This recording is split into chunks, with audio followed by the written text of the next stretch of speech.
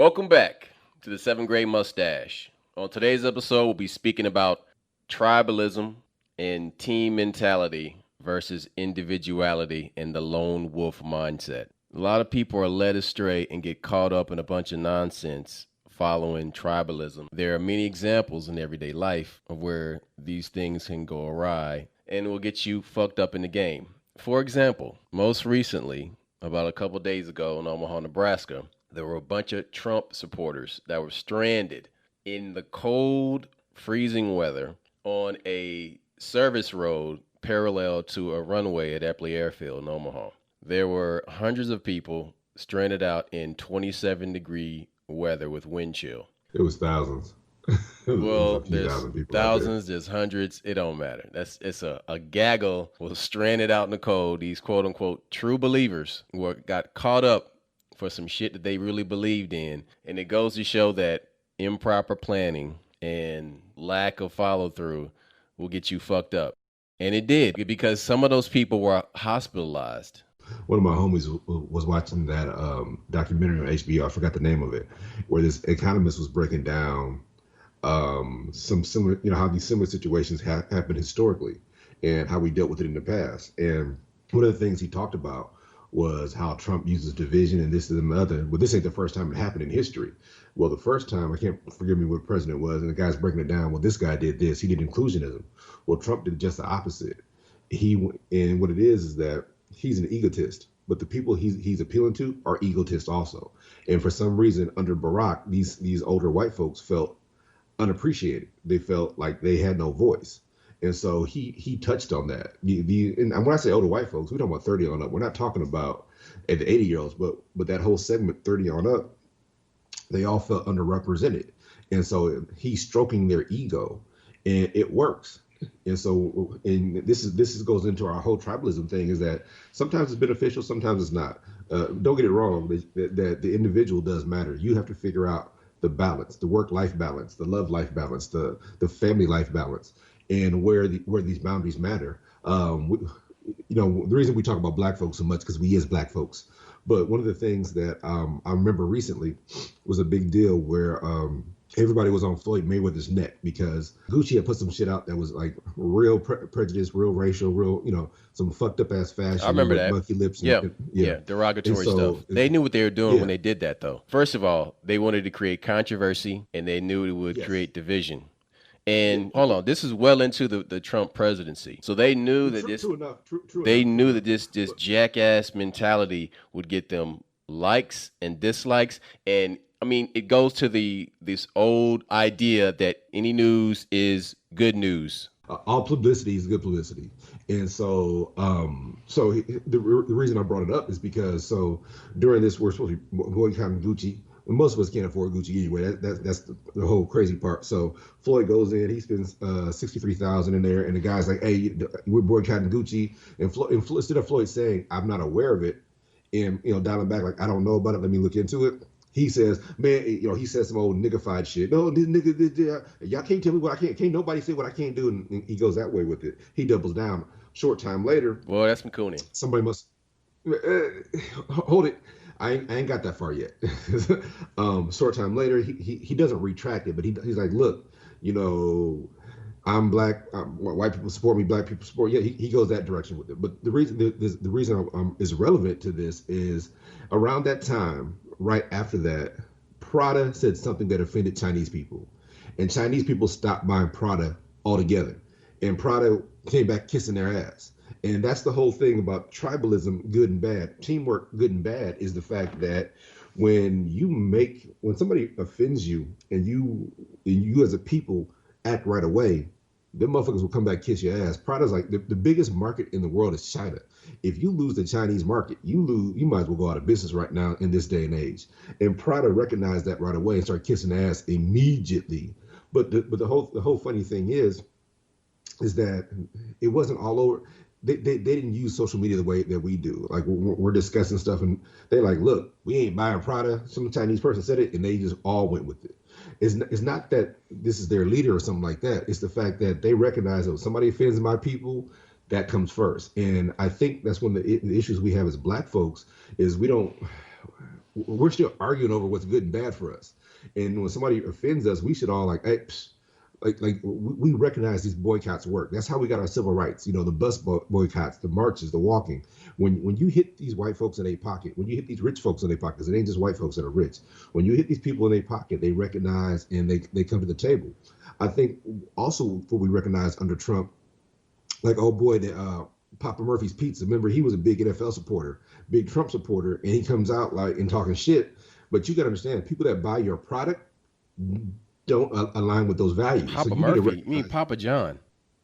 Yeah, that Papa John. I couldn't remember Papa John. Shit, the one where they hired Shaq and put Shaq on the board of directors, and then when Shaq didn't want to step down, they didn't know what to do with his ass.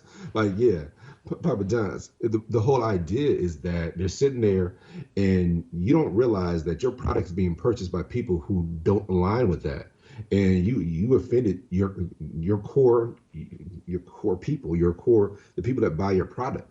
I get it, you're rich. I get it, you're probably more in line with Trump and the NFL owners, but you got to understand that your product is not being bought by the rich folks. It's poor folks that buy your product.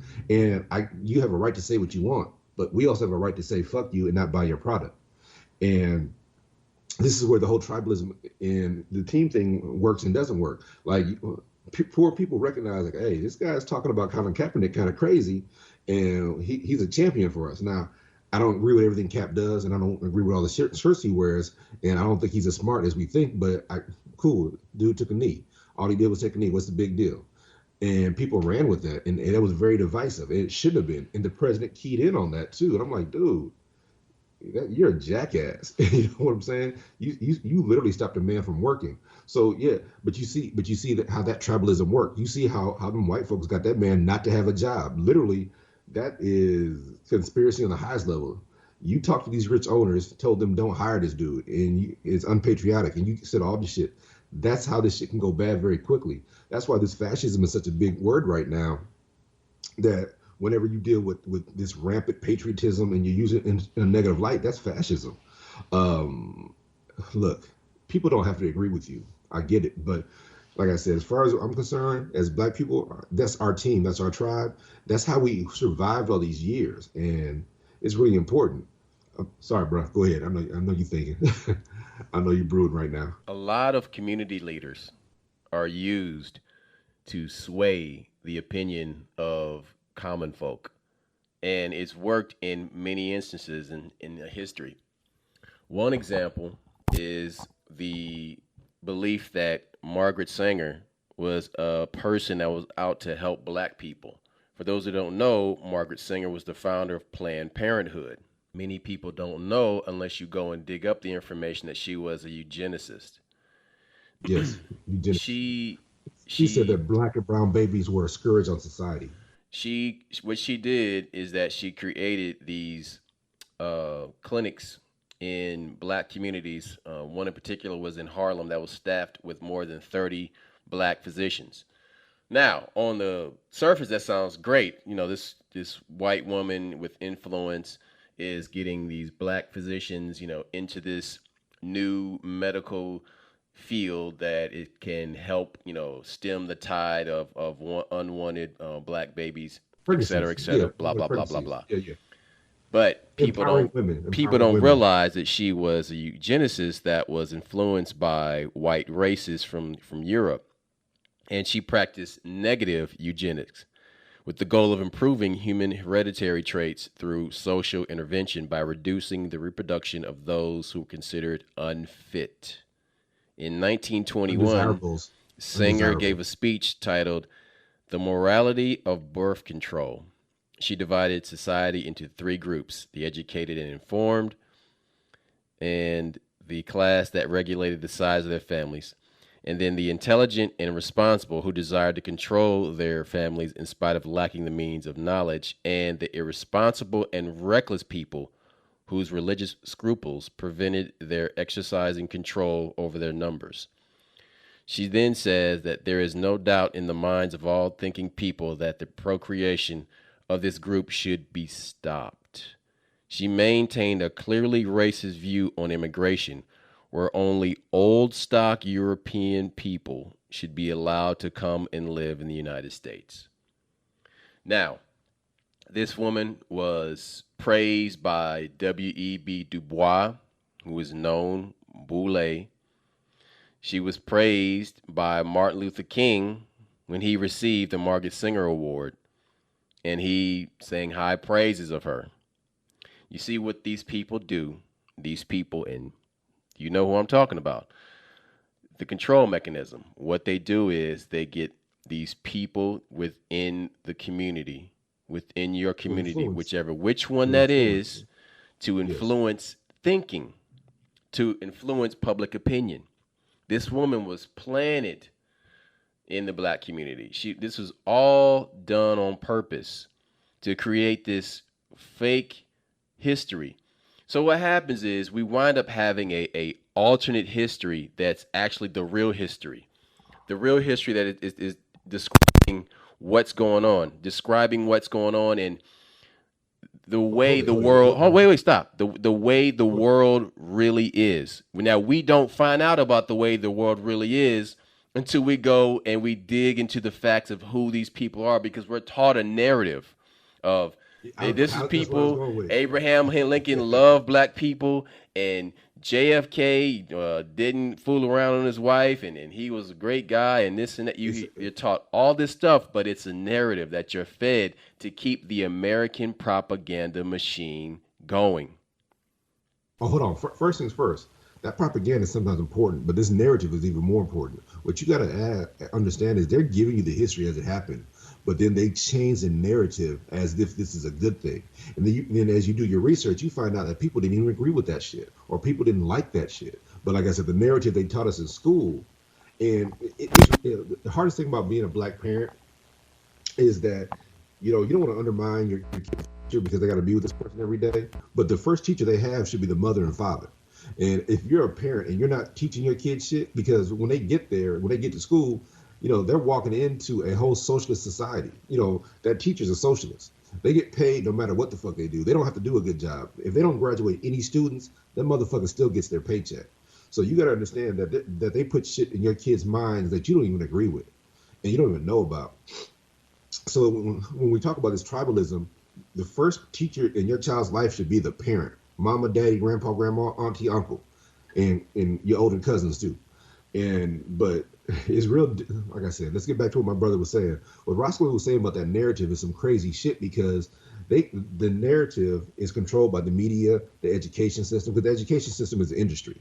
So they got to make sure you come back. They wouldn't be surviving if niggas wasn't coming back getting more education. And I'm talking about higher learning.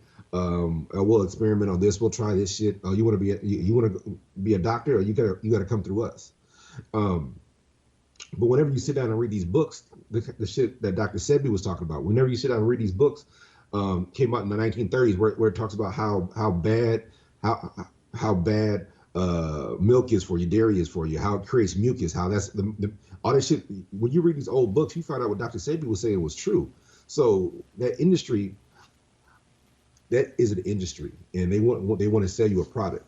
And if you're healthy, you don't need their product. If you're smart, you don't need education, do you? So you got to understand that they got to make you want their product. And so one of the things they do is they give this narrative that, okay, um, if you have a degree, then you're complete, and if you don't have a degree, you're nothing. And then the way they push that is like at my job, I'm a labor leader, and I can tell you most of the jobs at the company I work for, you don't need a degree for, but they make that a standard. That's that exclusion shit they do. And so they do this shit to not to make you a better worker, because we all know having a degree doesn't make you smarter. What it does is that, okay, we only want to hire like-minded people. Excuse me. And that's what they're doing. They're fucking with like-minded people. They don't want anybody in there that only has a high school diploma, because that motherfucker at some point in time will say, "Fuck you, you can't tell me what to do, or you're not smart enough, or I made it here on my own." Whenever you have somebody who is an actual achiever, big business don't like that shit. Somebody who can take a product and walk out with it. Most of these people who are inventors, they don't have degrees. They're people who learn physical science, and I don't mean physics. I mean working in a lab, just working in the life laboratory of life, and they see some shit as a product that needs to be made. Big business don't want that kind of motherfucker, because you'll fuck around and patent some shit and not need me no more. So when we talk about tribalism, We're talking about a group culture that hopefully connects you in a good way. Now, the thing is, the individual matters too. So there's always that balance that people aren't getting. And this goes back to eugenics. What happened when these white folks realized, like, hey, our birth rate is going down, and these black folks are taking over, and these brown people are taking over. We need to do something about it. So you create a lie and a narrative saying that you're superior. Yeah, we got the superior genes. Nah, was it Dr. Wesleyan Crest or whatever? She didn't in the ISIS paper. She don't agree with that. So when you do the research and when you read the stuff and you find out none of this is based on science, not even your science says this, and then you realize that okay, I've been told that I'm inferior and it's not true. You have a different outlook on yourself. You have a different belief in yourself. So yeah, you need to check out.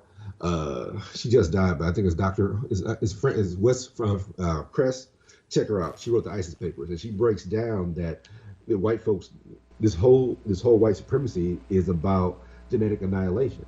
Going back to what my brother was telling you about old girl and Planned Parenthood. Once people realize that they're not in charge or they're not superior, they make up a lie telling you that you're inferior.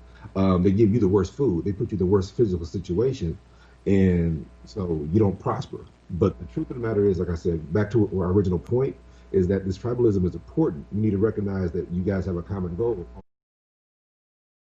Another thing that all the old black women used to say is, if you don't know when you've been insulted, it don't matter what you know.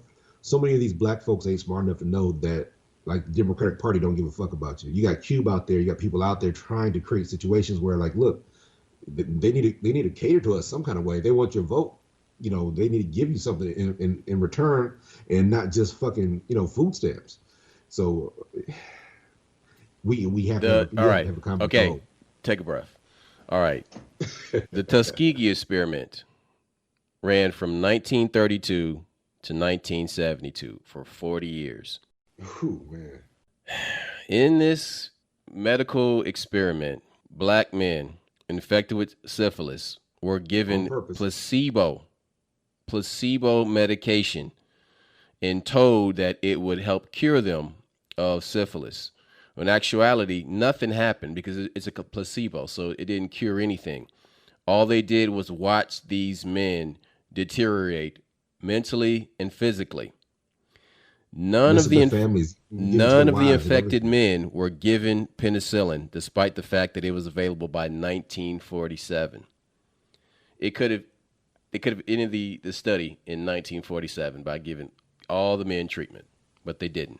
Hold it. Okay, all black folks know this, but the worst part, my brother Roscoe, because we learned this in grade school, is that they already knew the long-term effects of syphilis on people. Because remember, all our forefathers, remember the reason they wore wigs?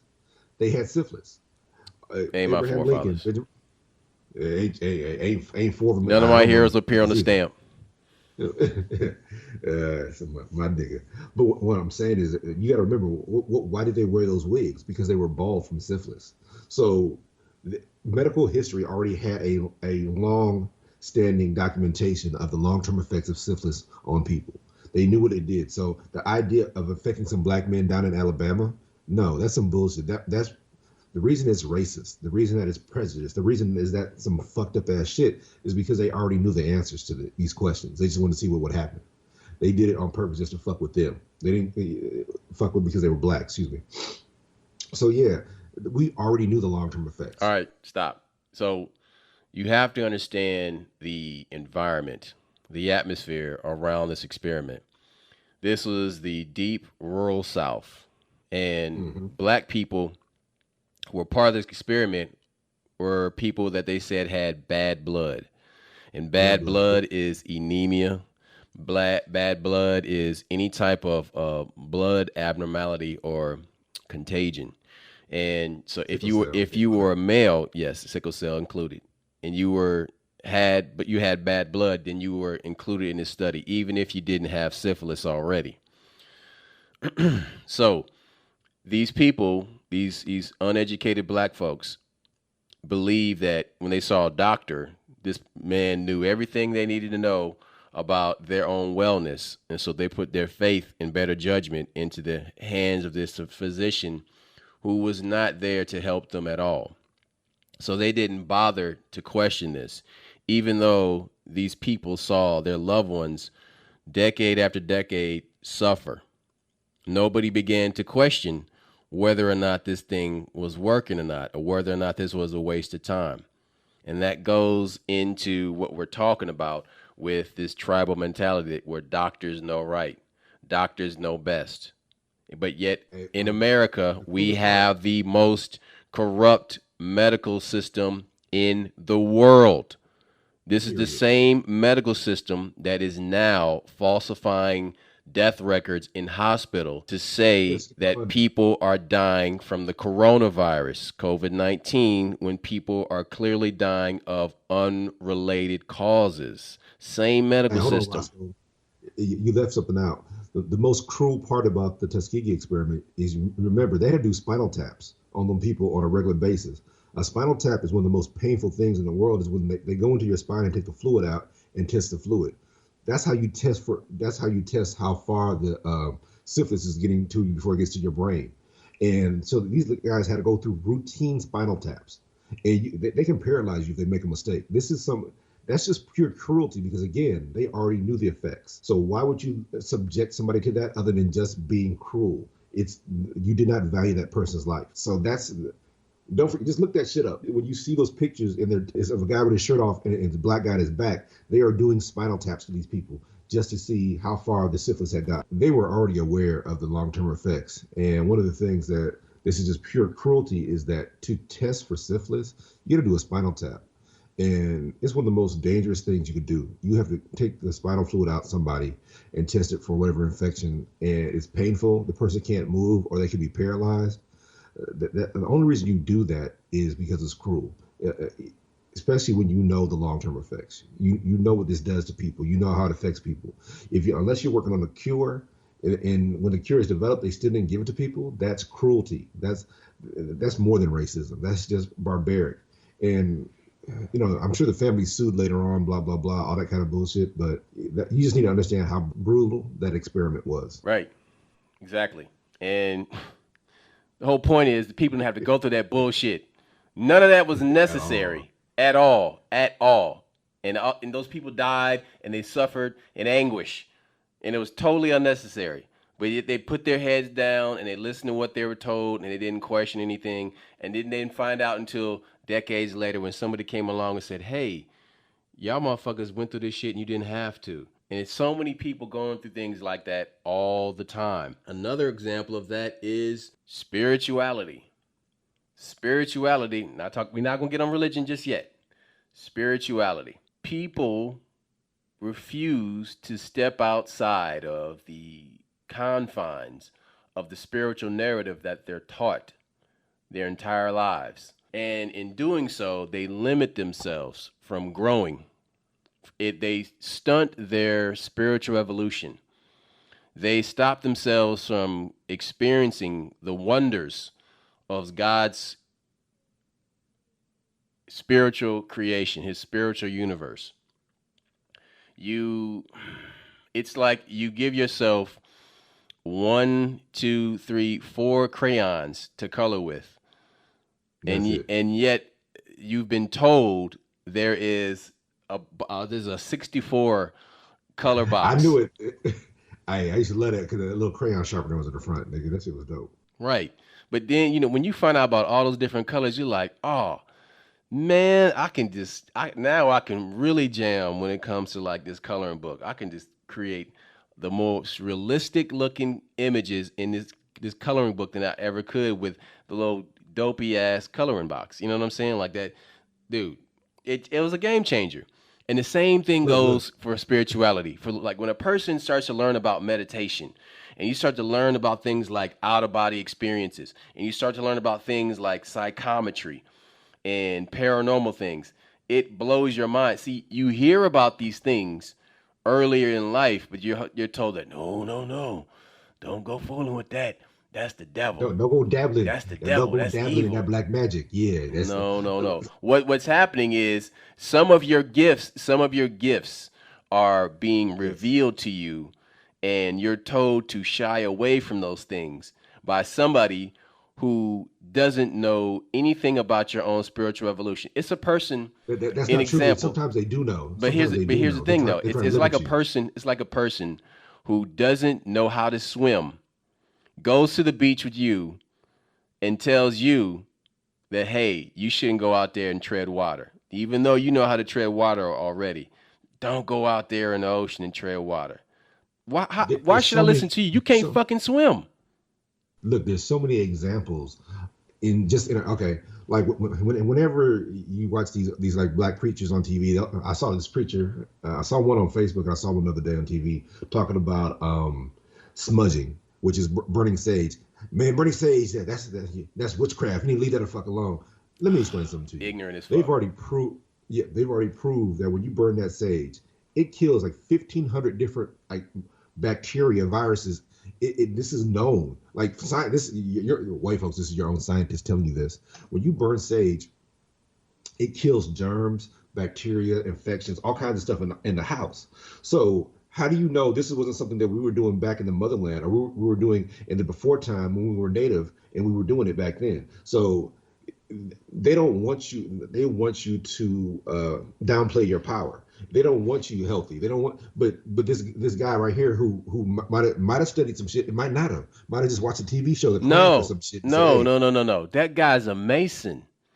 That black preacher whoa, is a mason, and he nah, knows about what goes on in the spiritual realm. He wants to yes." maintain But he control. maintains his power and He control. believes he knows better, and that he knows better than you do, and that he is a better judge of these things than you are. Hold it. Here's another thing that people need to recognize when it comes to spiritual warfare and warfare.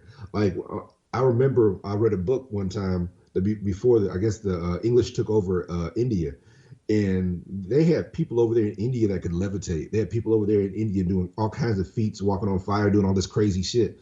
And the Indian people were whipping ass until they gave them Christianity. You know what I'm saying? And what you got to understand, Christianity is still essentially an African religion. We get that, but it's been droned down and dumbed down, and it's been forced down people's throats as a controlling mechanism. And what do you do when you went from we were levitating? We were using weapons that you guys can't even describe. So what happens is you're dealing with a warlike people, and you don't recognize it because you're a peaceful people. You got to be careful about that. We've talked about this stuff in the past. This tribalism, what happens is when you start to get oppressed, you start to look up to the wrong person. And many of us and the brown people in the world, we look up to somebody else as a white person. I remember Dr. Neely Fuller, or excuse me, Mr. Neely Fuller Jr. One of the things he talked about, people said, why don't you have a doctorate? He said, what the fuck I need a doctorate for? I need a white man to tell me I'm smart? No, you don't. And what's really frustrating we talk about tribalism is that all these black universities, Temple gave Bill Cosby an honorary doctorate. I'm sure they took it away now, but they gave. How come these black universities aren't giving our black leaders honorary doctorates? How come they're not? Some of our champions of us in history, I don't care if it's posthumous, you should be giving these guys doctorates, but they don't want to take a chance because they don't know what these people will say. Howard University, you would think they would be giving, they don't, because they still are sucking up to the white man's tit. And that's the problem when it comes to this education, that's what they're doing. So you got to recognize that this tribalism, we should be circling our wagons and keeping what's special to us and sacred to us separate, but we're not.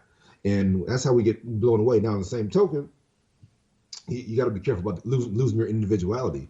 But that's what these religions do. They love that spiritual warfare. They love to take away like you're not a good Christian if you don't do this. If you don't buy your Bible from the Bible shop on the third, yeah, like nah, motherfucker, they're manipulating you. You're being manipulated. And we've talked about how they find people who don't want to heal, or people that need to heal, and they actually force them to deal with their problem in an unhealthy way, or they sit here and they keep ripping the band-aid off the wound and making these people subject to them. So yeah, man, this Okay, look. okay.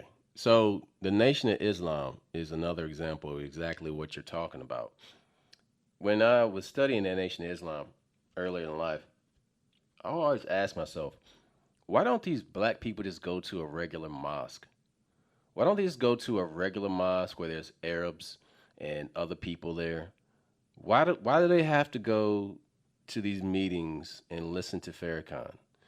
Like I picked up a long time ago that he was full of shit, and he would never talk about Malcolm X. He would never say any good things about Malcolm X.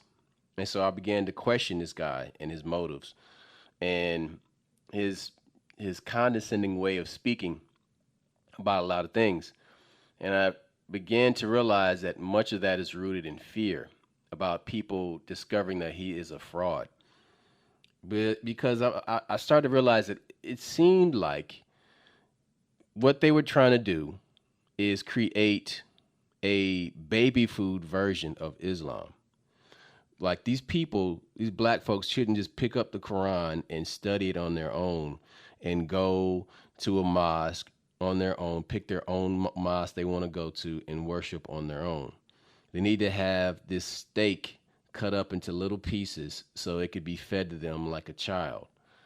And they had to have training wheels on everything for them so they could make it easier for them to understand. I found the whole concept of it pretty Condescending, condescending. very And so condescending. Yes. then I found out that the Nation of Islam was started part and parcel by a white man. And this white man was actually being funded by Khazarian Jews.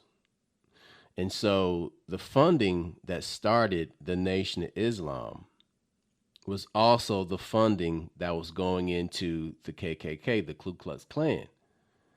These people were the George Soros. They were the precursor to George Soros. So they were interested in creating division, controlled opposition. Because by creating this controlled opposition, you create an environment with predictable outcomes. And so Absolutely. therefore you could then play this like a chess match, however you want. And so You sell weapons to both sides. that's right. You The provide for Lord of both sides. War. Yes. So this what I came to realize that this is all a waste of time. And so I separated myself away from that because I saw that my journey was taking me beyond that. But I did gain useful insight into this and how not to be duped.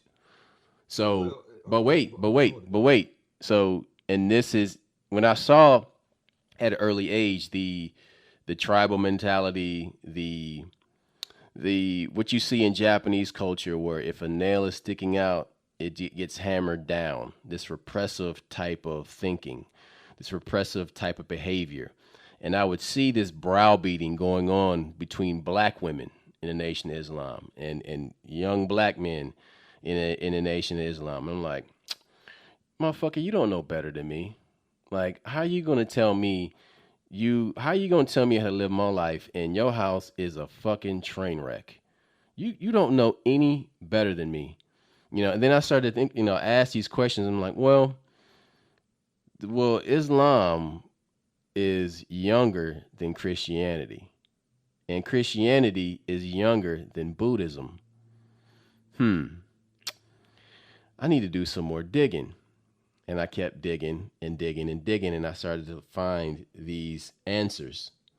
And look, there's truth in all these religions because everybody was not willing to absorb Hinduism, and they weren't willing to become a practicing Jew, and everybody doesn't want to be a Christian. So you needed something that's palatable for people in different locations. So that's how you get all these different religions. But of course, there's unifying truths, universal truths, and all of these. But there's a lot of deception because the Vatican and the damage that it has done to history itself with the priesthood creating history out of whole cloth, creating a false narrative about the crucifixion of Christ, about what happened with the bloodline of Christ. All of these things that were hidden from people, these false narratives that we were taught and bullied into thinking that this is the way. See, we're taught that if you think outside this, you're a heretic instead of a critical thinker. But the problem goes back even further because when you separate the church from the state, you have this schism in the brain. And Look, wait, what it hold is on. that You have this schism in the brain, which the two hemispheres are not working together anymore. Go ahead. that's on purpose. Well, hold on. You said several things I got to comment on. First things first, when it comes to spirituality, religion, whatever you want to call it, when it's training wheels. That's just, you're essentially riding a bike with training wheels. Then as you progress, you take the training wheels off. Only a fakester, shyster is going to try to stop you from taking the training wheels off because then they can control which direction you go in. But anybody who's truly into your spiritual growth, when you take the training wheels off, they'll feel happy and proud that hey, you're growing as a person. Keep going, my brother. Keep going, my sister. Back to what you were saying about the schism. That's some deep shit because when you look at all these ancient societies that were very successful, religion and government went hand in hand. We're the first one that said, "Hey, you got freedom of religion, but we don't want a religion in the government." So now, because of our indoctrination into America and our training in these schools, we believe that church and state should be separate. And the truth of the matter is, church and state kind of go hand in hand. They're both when you look at the ancient cultures in Kabbalah, and you see how it works, and you see the first the the first monarchy and the first royal families. That's the start of religion. That's the start of government. And so you recognize those things have always gone hand in hand. The biggest issue is the reason we wanted the separation of church and state to say that you don't have to belong to a particular religion to be a government official over here. That's what they were getting rid of when they said that. They didn't want that you had to participate in a particular faith system to be an effective leader in this country. So that's why they got that. But what you must understand was the reason these white folks came over here in the first place was freedom of religion and also freedom to kill the native men and fuck their women, that kind of shit. So why do you think it's called the missionary position? Because them damn missionaries was fucking the native girls. You got to recognize that what's good and what's bad, and you need discernment, and you need to recognize, okay, how can this benefit me? Is this healthy? That's the kind of stuff. But the idea that your spirituality and your government is separate, they shouldn't. Who tells you right from wrong? Your spirituality, your discernment comes from your raising and your upbringing and your culture. So you're like, hey, you know what? This is wrong. But just because something is legal, and we talked about this in our past broadcast, something being legal does not make it right. Slavery was legal, it don't make it right. Hanging a nigga was legal for years. It don't make it right. So what's legal and what laws are available? What was that one law where if you killed a slave, the Mandatory Manumission Act, where if you killed a slave in the correction of a slave, you wouldn't go to jail. If you beat a slave to death, you wouldn't go to jail. So they had to make that law. And when you recognize that just because this is in a book someplace, it doesn't mean it goes to universal law. It doesn't mean that's right. So you got to be able to discern the two. And that schism that you talked about is some deep shit. And we've come to believe that the government is almighty, and the government can make rules for us, and it doesn't. That's why we got to participate to stop this shit from getting out of hand. Music is one area where I don't care about what other people think when it comes to what I like, Mm-hmm. what I listen to. I mean, I'll What listen I to, make. yeah, what I make. But when it comes to all these other aforementioned topics, I'll listen to people. I'll conversate about things. But when it comes to music, man, I'm pretty cut and dry on like what I'll tolerate. And I don't suffer fools. I don't listen to bullshit. There are things that I like that nobody likes that I know. And I'm totally cool with that. And then there's things that I like that, I grew up liking and other people like it. I mean, when I was much younger as a kid, and I would suggest music to friends, and they would hear it, be like, "Man, what is that?" And I'm like, "All right, you're a fucking retard, dude. I can't play this for you. Like your brain hasn't grown enough to understand the complexity of what I'm dropping on you." But there's been tons of music that I would like, and people just they can't grasp it, and that's cool, man. To each their own. But I think people need to experience that. Like they need to, you know, find what you like when it comes to music because music is very personal. I think, See, hold on. I think deep. music is even Deep. more personal than religion because music Preach, speaks to preach. your soul and it lifts you up. It comforts you It in shows darkness. it shows you a lame too. Some people are lames, but I think yeah, like you like that shit and you can't dance worth a damn. But what's deep about music? I think one of the things early on when you start appreciating music, what limits you is your finances because you know it's different now. You can find music anywhere. You got all these different outlets. You got YouTube. We didn't have that shit growing up. No. So if you're making like $5 an hour and a new CD comes out or a new tape comes out and we were running or you know we were DJing so we were running in 12 inches. So we because Black Sheep had a 12-inch and they had two versions of the song that we never heard No, before. no, no, no. So Go back before that. You went to New York to go visit some relatives. I think my grandmother, yeah. and you I came used to bring back the with a tapes back, mixtape. yeah. Man, that shit was fire, bro. I was like, oh Hey, yeah, I need more of this.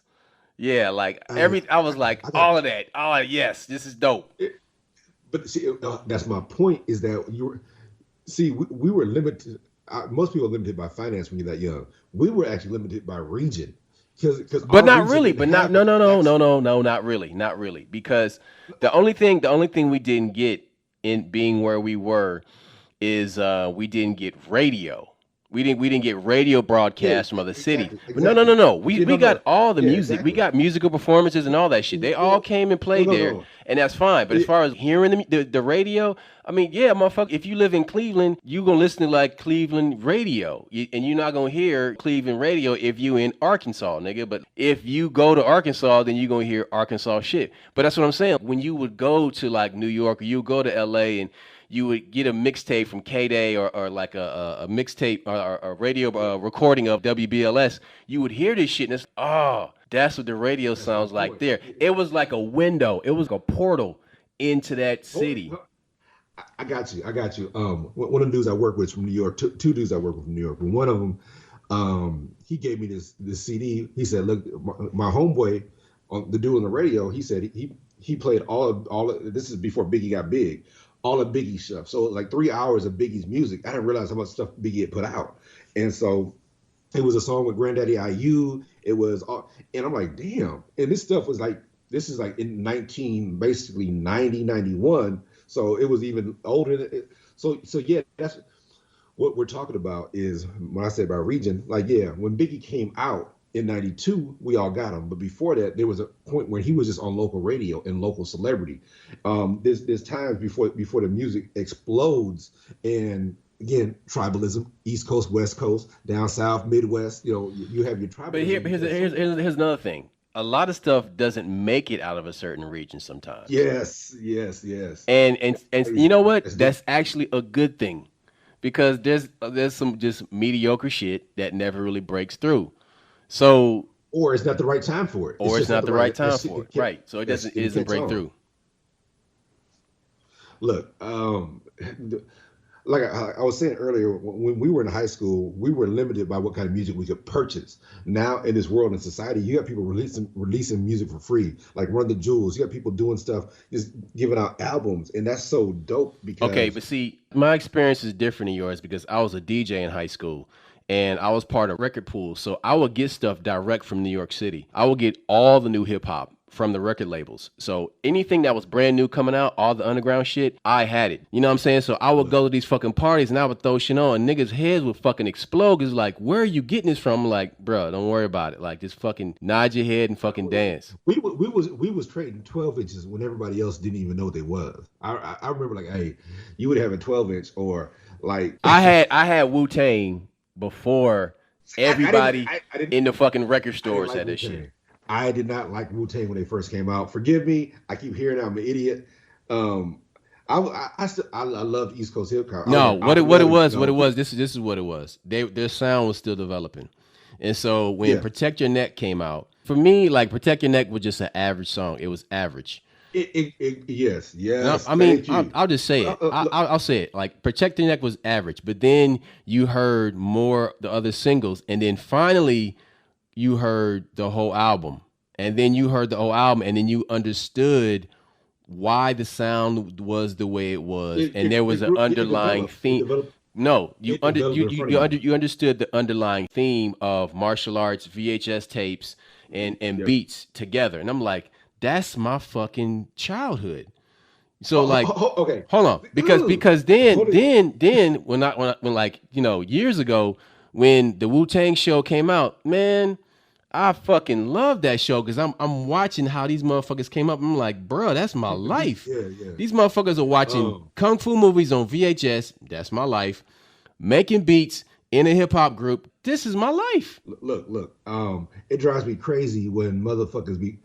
I get it. Pac and Biggie, Pac and Biggie. That's all these niggas know because the young motherfuckers don't know. But the other day, Busta Rhymes, they were interviewing He Busta. got They a were new talking about album when they out. went to high school. Yeah, I heard that too. I heard it was dope, but It is we'll talk dope. about that in a second. It's dope. But so they interviewed Busta, and he was saying they were talking about he went to high school with Jay. He named two or three other MCs, Nas, Jay, and then he said Shik Fu and somebody else. And I'm like, y'all Wow. missed that. Fushnikins. Yes. And sometimes I rhyme sometimes I rhyme forward, sometimes I rhyme back. Yeah, Shik Fu was so much that's doper and than then Smooth B. That's Smooth B and yeah, Greg Nice and yeah, I know. Greg Knight. It's Nice and so smooth. people don't realize. Shik Fu was so much doper. I remember on that Flavor Unit joint where he was like, he killed it, and I'm like, people don't get how dope. There's so many dope MCs that they make it. They're dope, but and this goes back to what Dave was saying, Chandler was saying about fanfare. He's like, man, it's all about the fanfare. When your rhyme is over, people can your rhyme could be doper, but because it didn't get the same fanfare, because a certain segment chicks didn't dig it, just it can kill you. This goes back to our whole tribalism thing. It's about so much of this shit is about the reaction. It's more about the reaction than the actual edification of what's being processed and given to you. And I remember that it was a deep passage in the Bible. I can't remember where it is, but where dude is praying over the table, but he speaks a different language. And so dude starts to eat. He's like, and Jesus like, nah, chill. He said, why? He said, dude prayed. He said, you need to pray. Why? He said, because he speaks a different language. You ain't gonna get the same edification if like you gotta pray too in your language. If you don't, did you understand what he said? Like, nah, well, shit, nigga, well, there it goes. And so you recognize that you're not getting the same edification when it comes to these different things. Like we said before, when the training wheels come off and you start to go here, there, and everywhere, you're exploring your own identity, your own personality, and you're becoming something. And sometimes people get fucked up, get on drugs, fuck a bunch of bitches, whatever the fuck they do. Bad things happen, I get it. But then you get back on the road.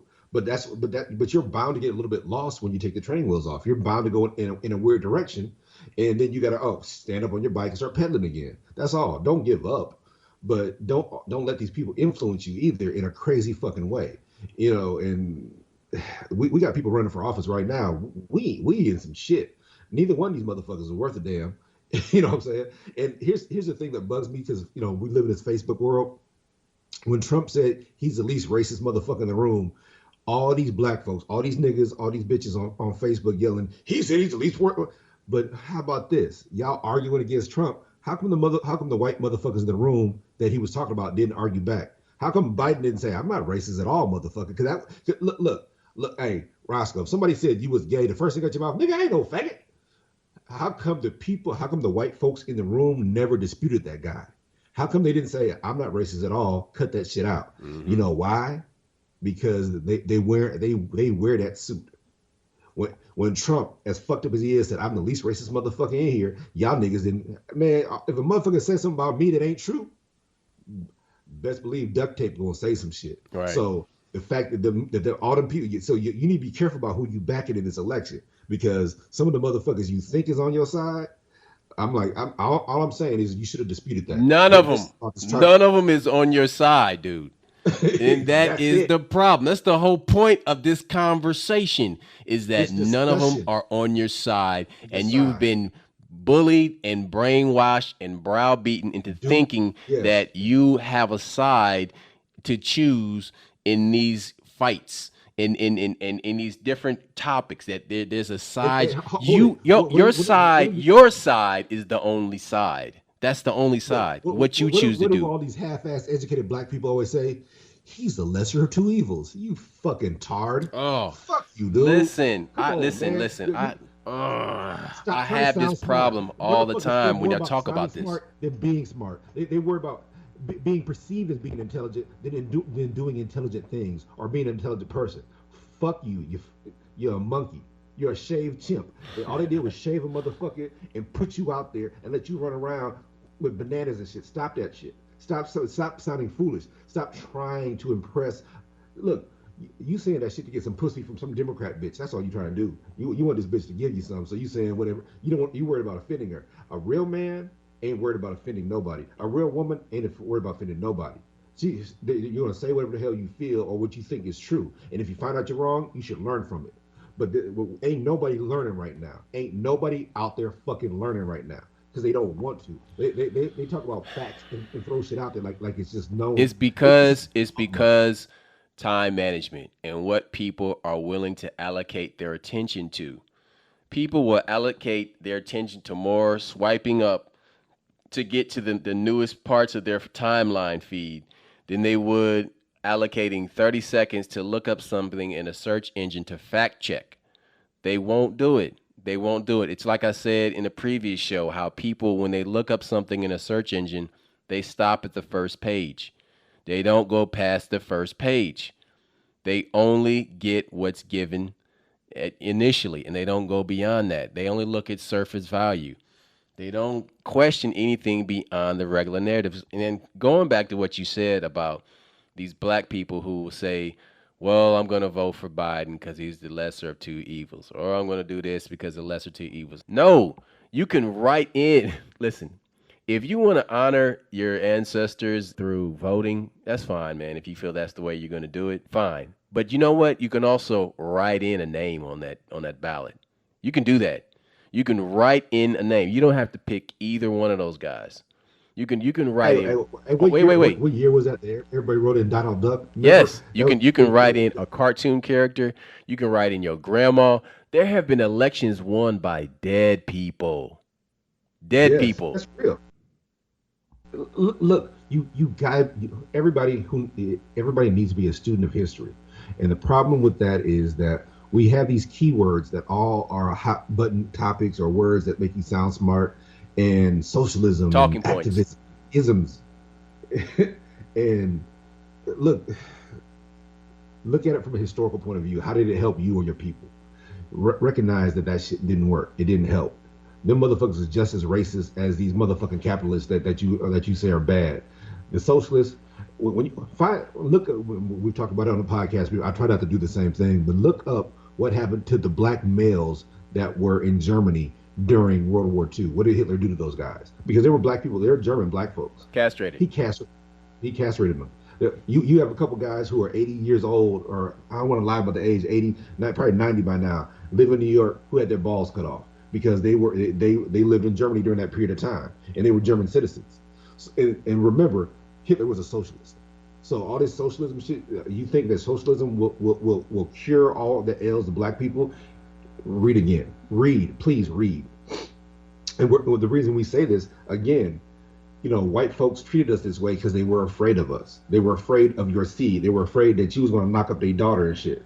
And that's what made me and my brother talked about. Bill Burr was on Saturday Night Live 2 weeks ago, and his shit was so deep when he sat there and said, "Oh, white women, how are you oppressed? You're sitting in your leather heated seat SUV, and then you had sex with a black guy, and when people found out, you said it wasn't consensual." He's saying that you guys have a right to choose everything about you. We can't choose anything. That if we're in an equal relationship, she's white, I'm black. You think that's mutual? Then all of a sudden, her dad finds out, and she changes her mind. That means I had no power there. This is all about power and supporting the right candidate. That's fake power because they're giving you a fake ass choice. You remember when Killer Mike said you're arguing over who has the best master. Stop that shit. Get out. You know what I'm saying? You feel niggas arguing over the house nigga shit. Stop. Leave the nigga shit alone. Recognize what the real issues are and how these people benefit you. Again, you have discernment. Again, use your spirituality. Again, write in a candidate. My brother just told you solutions to problems you don't even know you have. Fuck. Hey, I digress. one last part goes to the people that you date. And man, listen, if you like fat chicks, then you know what? Go date some fat chicks. You might be worried about what your friends say about, man. You don't want to be seen with that. That's not a good look. If Yeah, you fat girl on the moped is a lot of fun, but you don't want nobody to see you doing it. well, also the skinny girl, you're gonna starve to death because you know. sh- That's your dad talking.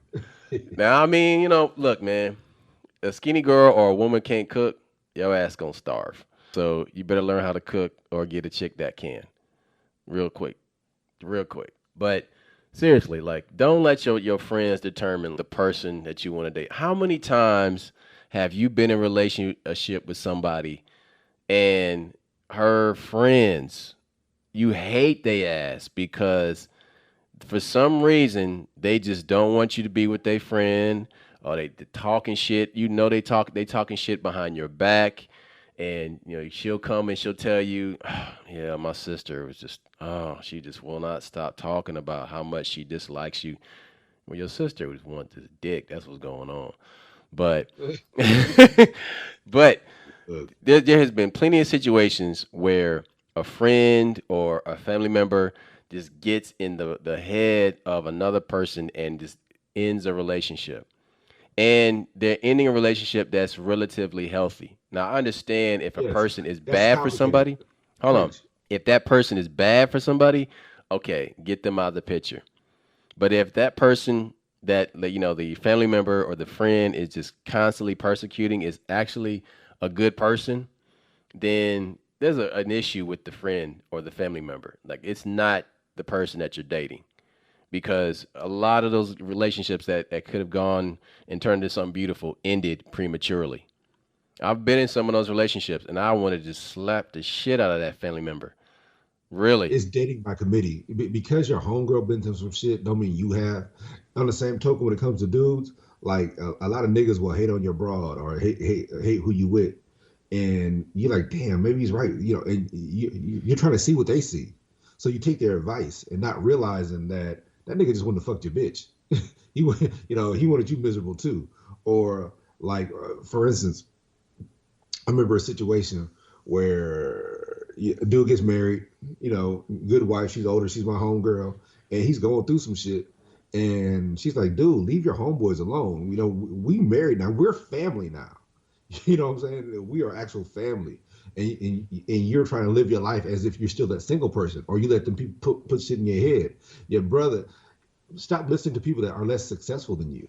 Sometimes people have less than you because they're not as smart as you or don't work as hard as you. But one of the things that you do have is a healthy relationship. And like my brother just told you, some people will spoil your healthy relationship just because they're unhealthy people. They have nothing else to give you but vitriol and fucking venom and shit. And they'll do that. Now, if a nigga telling you your bitch ugly, it don't matter because it's your eyes that you look at her with. If your eyes say she pretty, she pretty. If your homegirl tell you your nigga ain't shit, well, tell her the truth. He's speaking through his dick. But I The mean, nigga is and not an idiot. sometimes you need to listen to your friend, because they maybe they're seeing something that you're not seeing. But like, yo, But as a she's friend, only with you communicate for that the shit. bread, bro. But you know what? As a homie, communicate that shit. Because I'll tell you straight up, like, hey, dude, yeah, dude, that's not a healthy thing. That's not a good look. Now, you ain't gonna stop doing you. But at least somebody who loved you told you what was up. Somebody who genuinely cares about the outcome and tells you what's up. So the issue is that it's hard for us to distinguish right from wrong. And that's hard because you're so worried about being wrong. You're so worried about making a mistake that you don't make a decision at all. That's not how we need to be. Like, you know what? If I make a mistake, I fix it. you people need to learn to count their successes just as much as they count their failures. In this society, we dwell on failure so much. That's why you got so many niggas who are depressed. You got so many bitches who are depressed and going through mental shit because we dwell on our failures because that's what they want you to do. But you need to recognize that you need to dwell on your successes, and your success should have just as much influence as, okay, I made a good decision here, I'll make another good decision. I made a bad decision, fuck it, let me go make a good decision. And don't forget those good decisions because, like I said, people when we were kids, me and my brother when we were kids, nobody talked about depression. We're not saying it didn't exist. What we're saying is that you were more worried about getting out of it and moving on to the next phase of your life. Nowadays, people want to dwell on mental health issues because that's what you saw on Oprah. Because Dr. Phil wants to talk about it. Like, let's talk about it and fix it. Let's not talk about it and revisit it every fucking day.